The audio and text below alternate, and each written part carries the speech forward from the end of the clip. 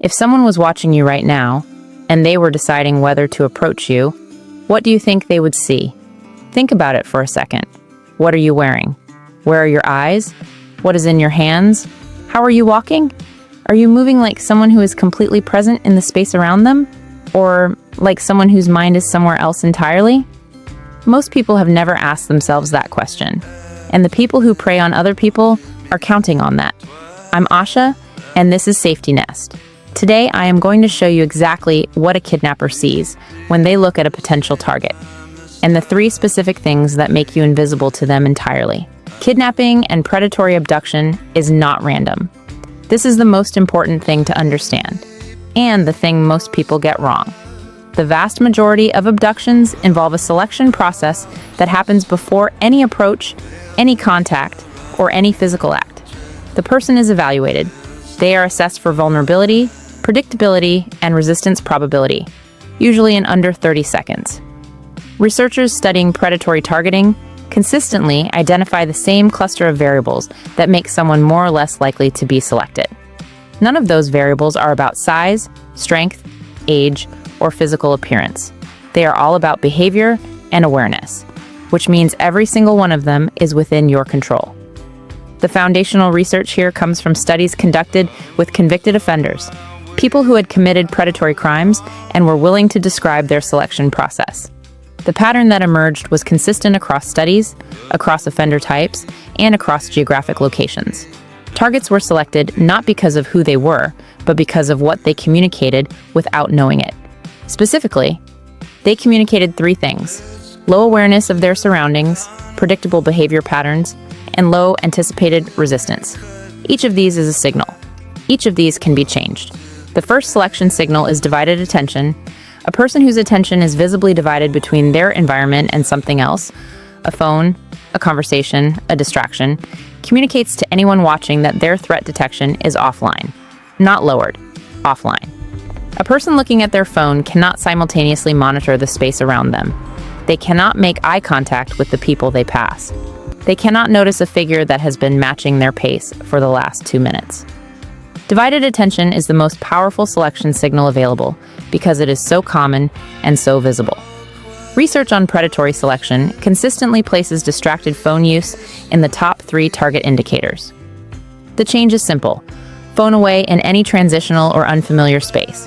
Eyes up, awareness on. That single change removes the most visible selection signal you are currently broadcasting. The second selection signal is route predictability. A person who follows the same route, at the same time, in the same state of awareness, on the same days, is a known quantity to anyone who has been watching an area. Predatory actors who operate in a specific location often spend days or weeks in an observation phase before selecting and approaching a target. During that observation phase, they are looking for patterns.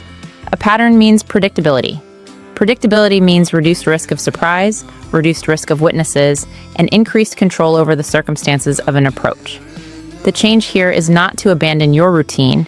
That is unrealistic.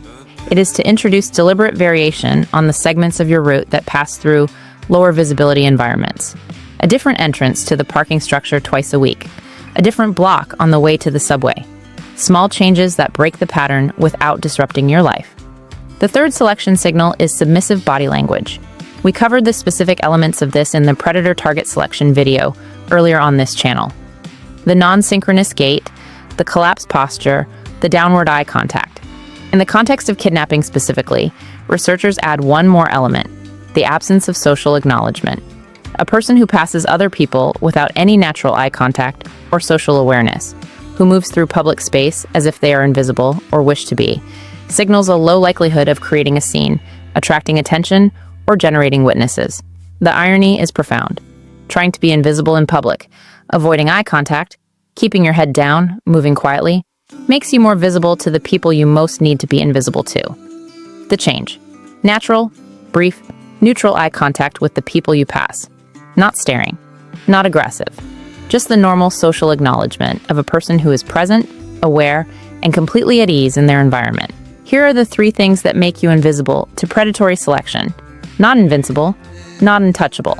Invisible, meaning you no longer appear in the calculation at all because the risk assessment consistently comes back too high. First, active attention.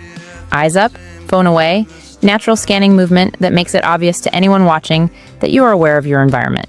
A person who is actively scanning their space is an unpredictable target. They might notice the approach before it begins. Unpredictable targets are not selected.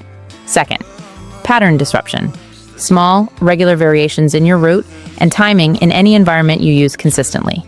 A target whose patterns are unpredictable requires significantly more observation time and planning, which increases the risk for the observer. Most opportunistic actors will move to a more predictable target. Third, confident social presence.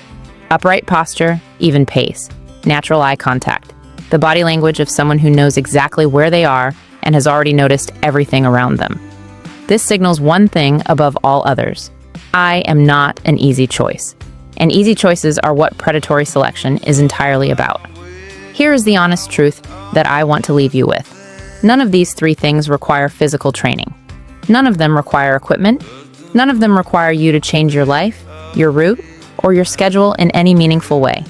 They require only that you decide, once, right now, before you close this video, to be present in the spaces you move through, to pay attention, to let your body communicate what your mind already knows, that you are aware, that you are unpredictable, and that approaching you is not the low-risk calculation it might appear to be. That decision, made once, changes what people see when they look at you, and it changes it permanently. I asked you at the beginning what someone watching you right now would see. I want you to ask yourself that question again, and this time, have an answer you are comfortable with. Share this with one person who walks alone. Drop in the comments. Which of the three signals surprised you most? I will read every comment. Stay aware. Stay safe.